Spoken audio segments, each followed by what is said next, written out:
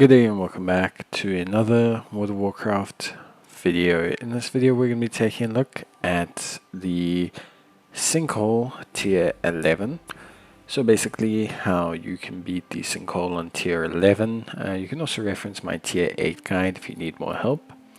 In terms of Brann build, we'll be using Pocket Factory because I have it at a high level alongside the 3-dimensional bioprinter, because I also have it at a decent level, and the two have some synergy. The turrets can do some decent damage and just give me a little bit more spacing options. However, I will say the turrets do tend to pull here, which isn't too great when we talk about the mobs, depending on the story you're doing in the delve. My character is a 646 Demon Hunter Vengeance tank with a 2-set bonus, so that should give you a good idea as to where I'm at.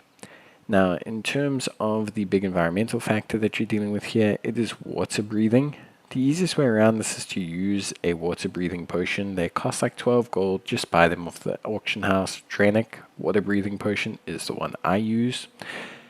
You do have the option of taking a diving suit occasionally. If you see the diving suit at the beginning of the delve, I highly suggest that you take it and still use the water breathing potion.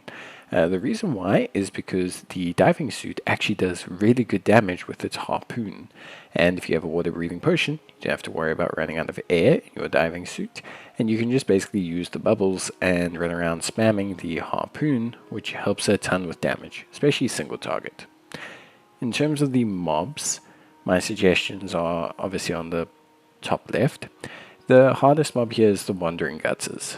This is a Kobish delve generally, obviously scattered with some of the goblin enemies. The Kobish enemies are pretty standard across the delves. So you've got Witherers, you want to interrupt Abyssal Surge, Spearfishers, you need to be aware of where they're potentially pulling you from. Tricksters will do some cleave that you want to avoid. Necromancers have a Defiling Cone and the giant circle that they spawn upon death. But it's the sharks. It's the sharks that are the absolute pain here. They do Bloodthirsty, which is a fixate, where they do a ton of damage. You need to, if you pull a shark, isolate it from other mobs and avoid its fixate completely. It is going to do more damage than pretty much anything in the delve. So you've got to be very, very careful of that. It's also where I really find that spear gun to be really, really helpful. Now, in terms of bosses, there are 3 of them depending on which delve story you get. One is Mirror Master Merkner. He is very simple. All you have to do is interrupt Illusory Bolt. Cragpie, who's also pretty simple. You can interrupt Swiftness. It's probably the priority interrupt. And then all you have to do is avoid the Electrical Cataclysm, which he'll spawn, which is a bunch of lightning that will spawn around. It does some pretty high damage, but it's a very close range. So just move backwards and you'll be good to go. And then we have Leviathan Caller, who does Call of the Abyss. More kind of AoE spawn attacks that you will want to avoid. He also has Abyssal Bolt, which you can focus on interrupting, just due to the fact that it is the only interruptible move. And then he will have Guardian Tentacle, which will be a special tentacle that will produce a shield around him that you'll want to take out so that you can DPS him down. Overall, the Sinkhole is a very actually nice delve. Like, I really like it a lot. It's one of my favorites to run.